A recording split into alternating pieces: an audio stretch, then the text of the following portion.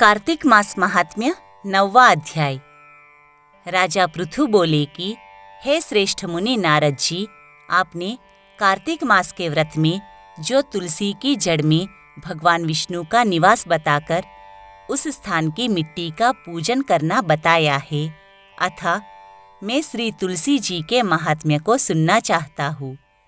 तुलसी कहाँ और कैसे उत्पन्न हुई, यह बताने की कृपा करें। तब नारद जी ने कहा कि राजन, आप सावधान होकर तुलसी जी की महत्ता तथा उनके जन्म का प्राचीन इतिहास सुनिए। एक समय जब देवगुरु बृहस्पति और देवराज इंद्र कैलाश पर्वत पर शंकर जी का दर्शन करने गए तो भगवान शंकर ने अपने भक्त की परीक्षा ली। उन जटाधारी दिगंबर ने उनके मार्ग में अवरोध डाला।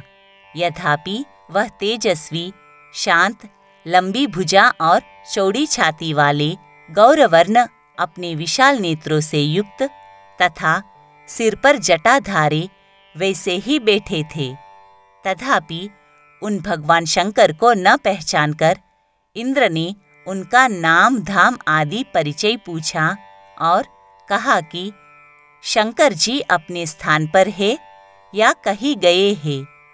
इस पर उस तपस्वी ने कुछ न कहा, परंतु त्रिलोकीनाथ के ऐश्वर्य से गर्वित होकर इंद्र कब चुप रहते। उन्होंने क्रोध कर तपस्वी से घुड़क कर कहा कि अरे, मैं पूछता हूँ, तू उत्तर क्यों नहीं देता?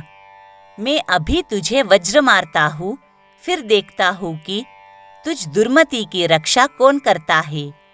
ऐसा कहकर क्रुद्ध होकर इंद्र ने जो ही उस दिगंबर को मारने के लिए हाथ में वज्र लिया, त्यों ही भगवान शंकर ने वज्र सहित इंद्र का हाथ स्तंभित कर दिया और विकराल नेत्र कर भगवान शंकर ने उसे देखा, त्यों ही ऐसा विदित हुआ मानो वह दिगंबर प्रज्वलित हो उठा है और तेज से जला देगा। भुजाएं स्तंभित होने से इंद्र के क्रोध और दुख का अंत न रहा, परंतु जो ही बृहस्पति जी ने उस पुरुष को प्रज्वलित देखा, त्यों ही अपनी बुद्धि से उसको शंकर भगवान जानकर प्रणाम किया और दंडवत कर बहुत सी स्तुति भी की। फिर बृहस्पति ने भगवान शंकर से कहा कि हे दीनानाथ, हे महादेव, अपना क्रोध रोककर इंद्र के अपराध को क्षमा कीजिए। बृहस्पति के यह वचन सुनकर महेश्वर गंभीर वाणी से बोले कि मैं अपने नेत्रों से निकाले हुए क्रोध को कैसे रोकूं? तब बृहस्पति ने कहा कि भगवान, भक्तों पर दया करनी चाहिए। आप अपना भक्तवत्सल नाम सार्थक कीजिए।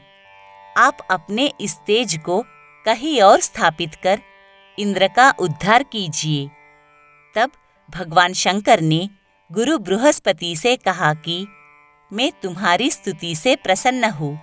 जो तुमने इंद्र को जीवन दान दिलवाया है, मैं विश्वास करता हूँ कि मेरे नेत्रों की अग्नि अब इंद्र को पीड़ित नहीं करेगी।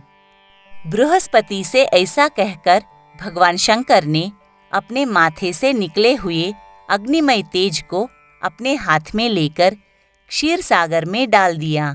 फिर लीलाधारी भगवान अंतर्धान हो गए।